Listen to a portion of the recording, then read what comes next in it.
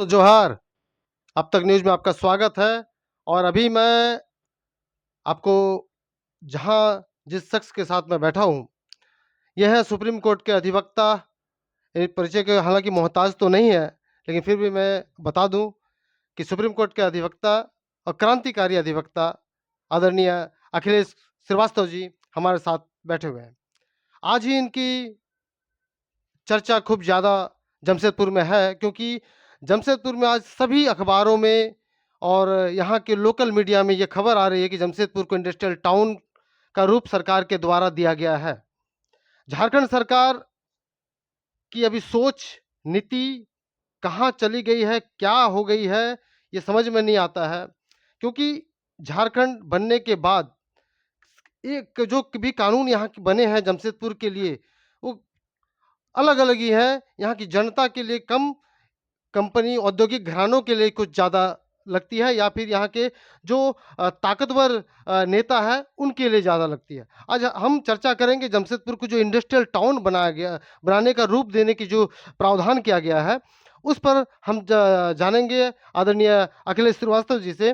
क्योंकि ये जमशेदपुर के लिए काफ़ी पहले काफ़ी वर्षों से, पिछले कई वर्षों से लड़ाई लड़ रहे हैं। और जो आपको पता ही होगा कि 1988 से 89 से श्री जवाहरलाल शर्मा जी, उन्होंने भी इस पर जमशेदपुर इंडस्ट्रियल टाउन को के विरोध में केस फाइल किया है। और अखिलेश श्रीवास्तव जी ही उसके देख रेख में काम हुआ है। और अखिलेश श्रीवास्तव जी से मैं आज जानना चाहूँगा कि जमशेदपुर को जो इंडस्ट्रियल टाउन की चर्चा की गई है, ये कहाँ तक उचित है, और ये बन गया है या बनने वाला है, और ये जो है बनने के बाद यहाँ की जनता को क्या नुकसान होगा, क्या यहाँ के लोगों को फायदे होंगे? अनिरुद्ध जी, बना नहीं है। अभी सिर्फ ये कैबिनेट का एक प्रस्ताव है। अभी इसकी प्रक्रिया बहुत लंबी है। लेकिन मैं आपको बताना चाहता हूँ, जो सबसे पहली बात, कि क्यों इन्होंने ये प्रस्ताव दिया है, ये सबसे महत्वपूर्ण है। क्योंकि इसमें इंटेंशन पता चलता है। सरकार में जो लोग हैं उनका इंटेंशन, इंटेंशन माने को उनका इरादा क्या है। टाटा का इंटेंशन पता चलता है। और जितने पक्ष हैं इसमें, जो इंडस्ट्रियल टाउन के पक्ष में हैं, दिस और दैट वे, उनका इंटेंशन बहुत जानना जरूरी है सबसे पहले। क्योंकि इंटेंशन अगर पता चल गया तो फिर आप स्ट्रैटेजी बना सकते हैं और आप उसका विरोध इफेक्टिव तरीके से कर सकते हैं। कॉन्स्टिट्यूशन की बात उसके बाद आती है, कानून की बात उसके बाद आती है। इंटेंशन क्या है, क्यों ये इसको इंडस्ट्रियल टाउन बनाना चाह रहे हैं। मैं एक बार फिर से दोहराऊंगा कि जमशेदपुर की ज़मीन जो है, वो मैक्सिमम ज़मीन जो टाटा के कब्जे में है, इस जिसको हम लोग जमशेदपुर कहते हैं, यानी कि 15,725 एकड़ लैंड, उसको अगर कन्वर्ट करें किलोमीटर में तो 224 स्क्वायर किलोमीटर।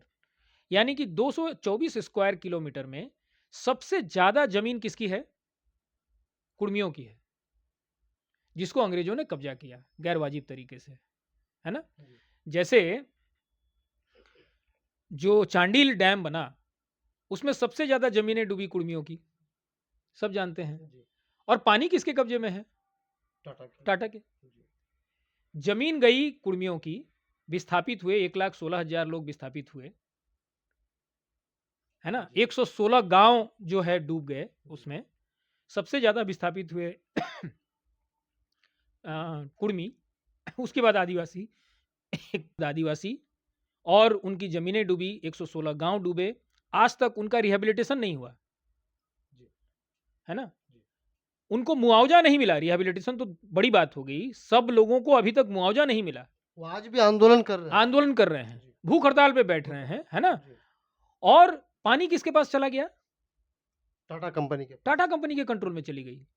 जैसे ये जमीन 224 स्क्वायर किलोमीटर की जमीन कुर्मियों की, सबसे ज्यादा कुर्मियों की, उसके बाद आदिवासियों की, जैसे ये जमीन अंग्रेजों ने टाटा को दी इंडस्ट्री बनाने के लिए और कॉलोनी बनाने के लिए, उसको टाटा ने केवल 15,725 एकड़ लैंड में, केवल 1861 एकड़ लैंड पर उसने अपनी फैक्ट्री बनाई और कॉलोनी बनाई कुछ ज़मीनों पर। बाद में टाटा मोटर्स बना तो उसको भी मान लीजिए कि ठीक है, वो उस पर जिस कारण से ज़मीन को लिया गया था उसका इस्तेमाल हुआ, टिन प्लेट बनी उसको भी मान लीजिए। तो जितनी कंपनियाँ बनी और उसकी जितनी कॉलोनियाँ बनी, उसको मान लीजिए कि वो इस्तेमाल हुआ। सब मिला के 3000 से कम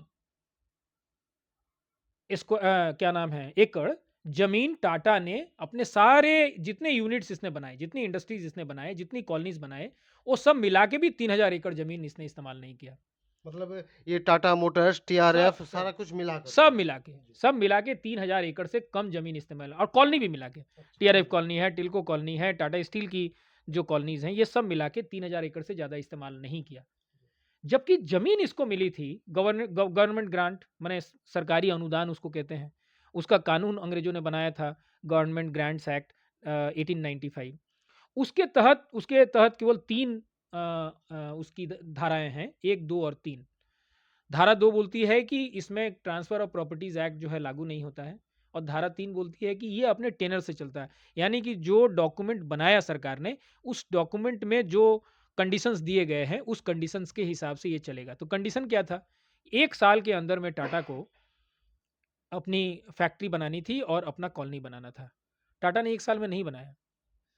टाटा ने दशकों लगाए, माने लगभग 60, 70, 80 के पास जाके उसने 1861 एकड़ लैंड उसने इस्तेमाल किया, जबकि उसको 1 साल में करना था, है ना?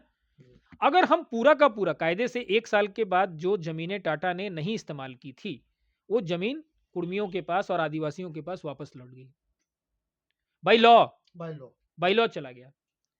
लेकिन अगर मान भी लें थोड़ी देर के लिए कि 1861 एकड़ लैंड पर टाटा की फैक्ट्री लगी है, तो मान लिए कि चलो वो टाटा का हो गया। जो इसके दूसरी फैक्ट्रीज़ हैं टाटा मोटर्स, टीआरएफ जैसी, वो मान लेते हैं कि चलो उसके बाहर हो गया। हालाँकि वो सब 1 साल के अंदर में नहीं हुआ। टाटा मोटर्स नहीं बनी 1 साल के अंदर में, टीआरएफ नहीं बनी 1 साल के अंदर में, टाटा है ना? कंपनी की काफ़ी वर्षों बाद काफ़ी बनी है। वर्षों बाद बनी। टिन प्लेट नहीं बनी 1 साल के अंदर में, है ना? इन सब कंपनियों से पहले बना था इनकैब, जो 1920 में बना था। टाटा स्टील के तुरंत बाद, टाटा स्टील को जो ज़मीन मिली 1919 में, उसके तुरंत बाद 3-4 महीने के बाद इनकैब बनी। इनकैब तो टाटा की कंपनी नहीं थी। उसके बाद आईएसडब्ल्यूपी बनी, वो तो टाटा की कंपनी नहीं थी, है ना? तो ये जो लेकिन टाटा ने क्या किया कि मतलब बिहार के नेताओं और बाद में झारखंड के नेताओं की मदद से, मतलब उनको रिश्वत देके सीधे, उनको ब्राइब करके, उन्होंने कुर्मियों और आदिवासियों की लगभग 12.5 से 13,000 एकड़ ज़मीन पर अवैध कब्जा बनाए रखा और उसको सबलीज़ कर दिया। ये तो गैर कानूनी है। बिल्कुल असंवैधानिक है। असंवैधानिक है। नॉमिनल पैसा उसने दिया एज ए लीज रेंट। मैंने कहा लीज तो ये जो गवर्नमेंट ग्रांट है उसके सब सेक्शन सॉरी सेक्शन 2 में ही लिखा हुआ है कि ट्रांसफर ऑफ प्रॉपर्टीज एक्ट लागू नहीं है और ये लीज सब लीज जो है वो ट्रांसफर ऑफ प्रॉपर्टीज एक्ट का है, वो गवर्नमेंट ग्रांट्स एक्ट का है नहीं। तो ये तो लीज सब लीज कर नहीं सकते थे, है ना? तो इन्होंने जो सब लीज किया पूरे 100 साल में और इस पर जो पैसा कमाया उसको लीगलाइज करने का प्रयास है ये इंडस्ट्रियल टाउन। इंटेंशन क्या है कि टाटा के कब्जे में 13,000 एकड़ लैंड जो गैर वाजिब, हालांकि उससे ज़्यादा होना चाहिए। अगर टेनर में जाएंगे तो 1 साल के अंदर में टाटा ने जितनी ज़मीनें इस्तेमाल की अपने फैक्ट्री के लिए और अपने कॉलोनी के लिए, उसके बाद जितनी ज़मीनें खाली पड़ी थी सब चली गई आदिवासियों के पास, मतलब कुर्मियों और आदिवासियों के पास। लेकिन अगर हम उसको छोड़ भी दें थोड़ी देर के लिए, आज की तारीख में टाटा की जो फैक्ट्री जितनी ज़मीनों पर हैं, टाटा की सारी फैक्ट्रीज़ और इनकी सारी कॉलोनीज़ जितनी ज़मीनों पर हैं, उसको अगर माइनस कर दें, तो भी 12,500 से लेके 13,000 एकड़ लैंड इन्होंने सबलीज़ किया लोगों को और बाहर के लोगों को यहाँ बसा दिया। करेक्ट? और एक नॉमिनल रेंट ये देते हैं लीज़ का और सबलीज़ कमाते हैं। मतलब लैंड रेवेन्यू कलेक्टर कौन है? टाटा कंपनी। टाटा कंपनी। होना किसको चाहिए? जबकि ये सरकार सरकार को को। होना चाहिए। और कायदे से सरकार को भी नहीं होना चाहिए, क्योंकि ये जमीन तो आदिवासियों की है, उनकी है, उनको जो मर्जी करें।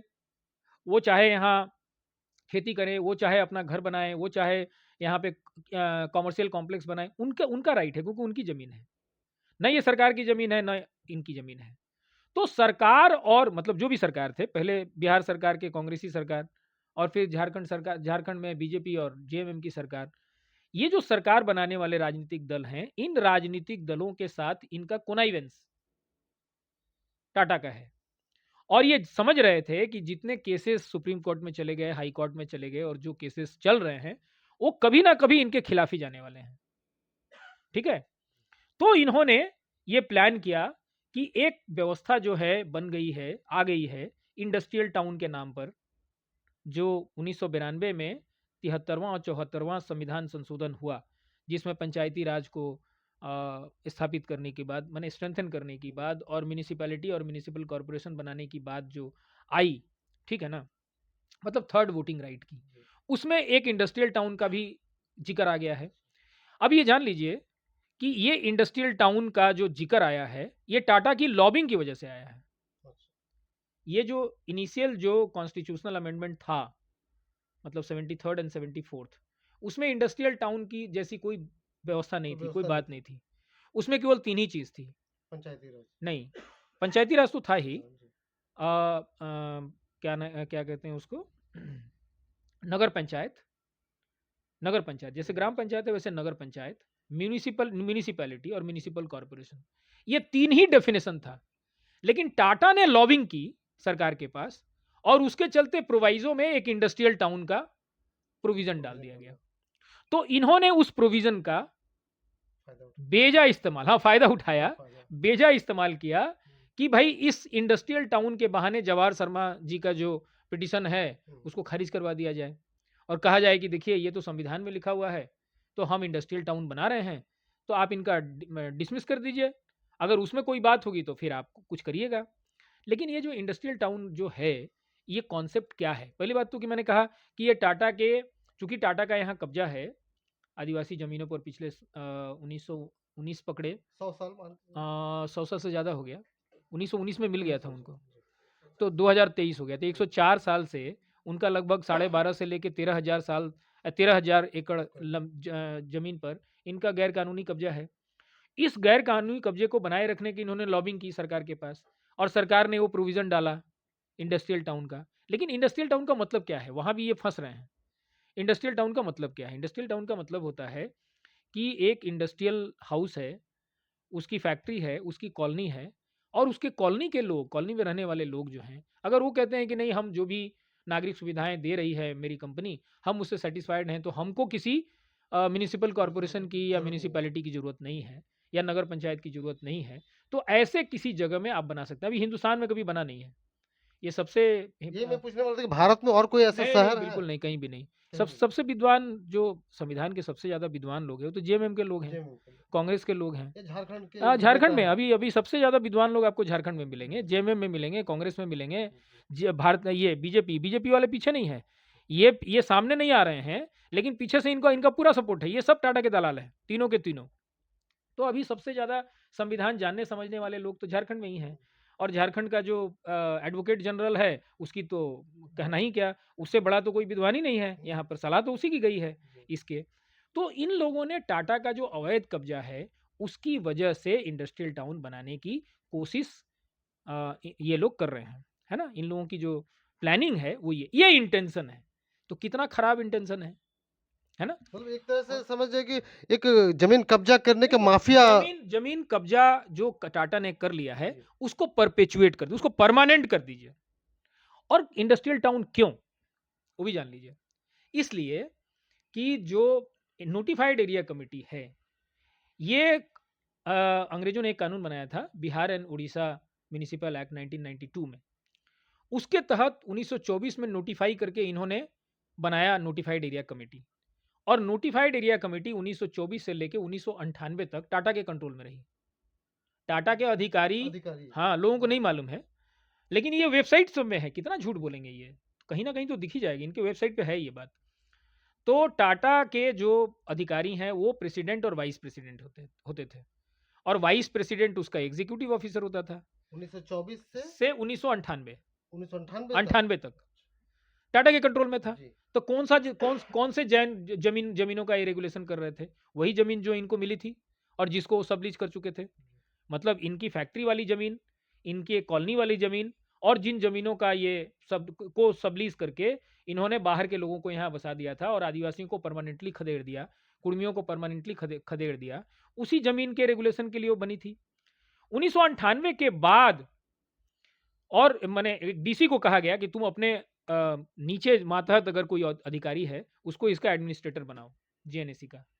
और 2006 में पहली बार इन लोगों ने स्पेशल ऑफिसर बनाया और 2006 से 2013 तक स्पेशल ऑफिसर बनता रहा।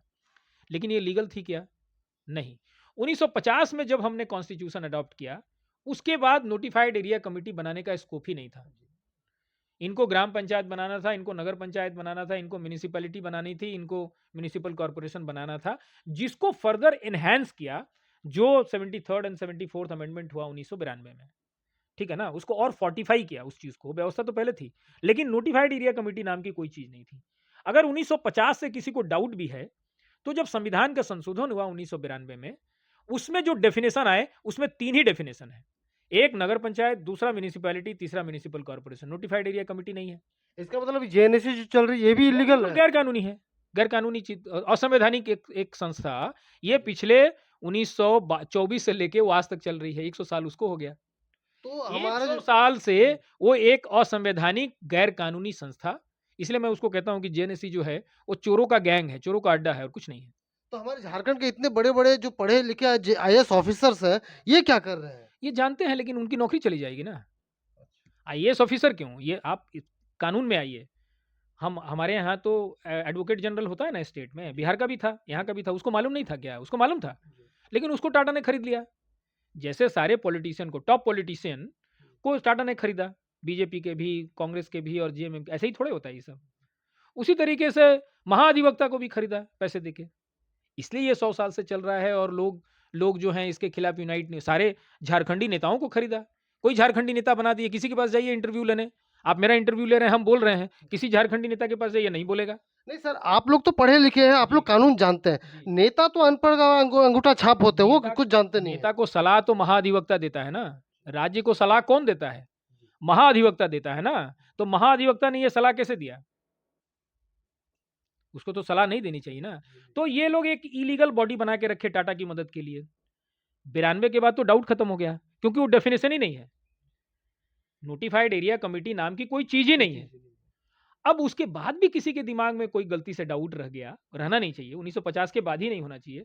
तो ये कानून बना झारखंड म्यूनिसिपल एक्ट 2011 में। इसमें है क्या डेफिनेशन नोटिफाइड एरिया कमेटी का? नहीं है। और सोचिए इस नोटिफाइड एरिया कमेटी ने, टाटा ने और डीसी ने मिलके पहले तो टाटा ने पूरा धंधा किया, सब बाहर के लोगों को बसाया सब लीज करके।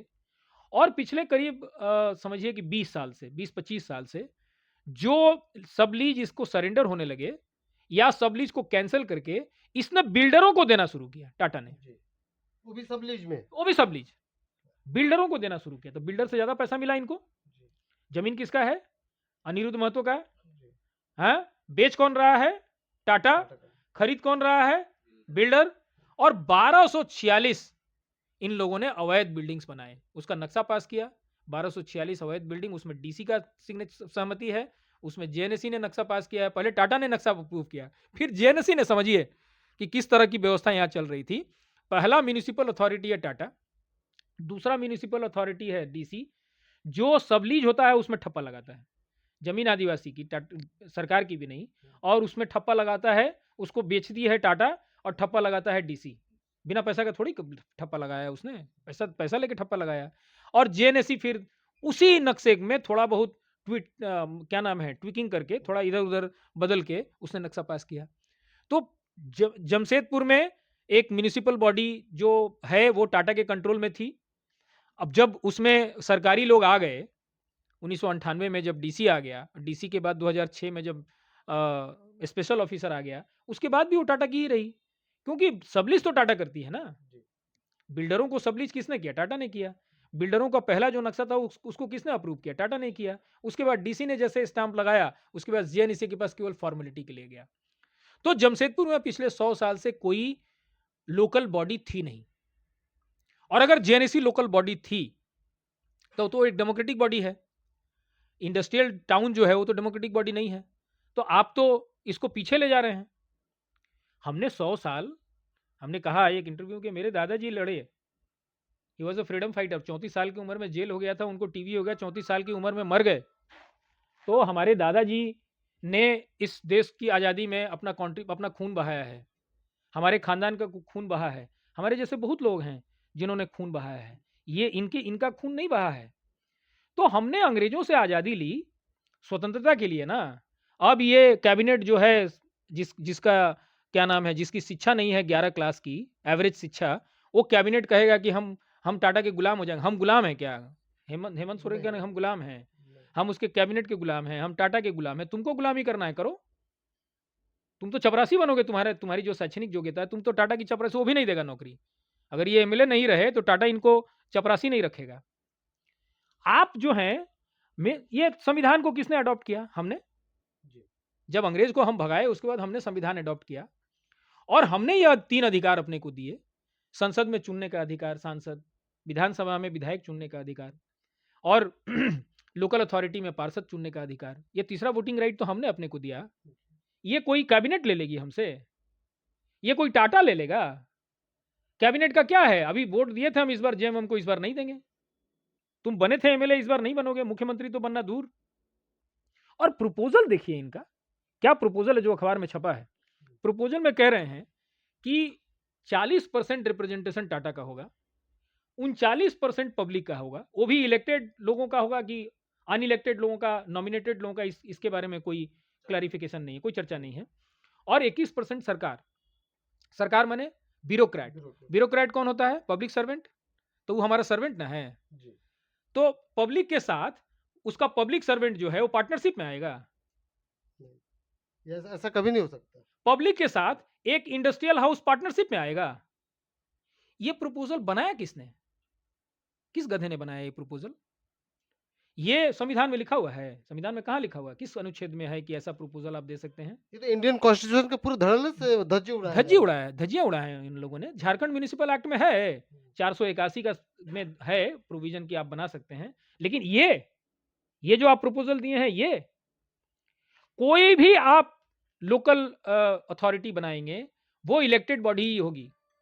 आप थर्ड वोटिंग राइट को ले नहीं सकते हैं, आपका पावर नहीं है, वो संविधान ने दिया है। आप संविधान के तहत आपको सरकार बनाई गई है, आपको 5 साल के बाद हटा देंगे। हमको राइट टू रिकॉल नहीं है, नहीं तो हम तो तुरंत अपना जो वोट दिए रिकॉल कर लेते।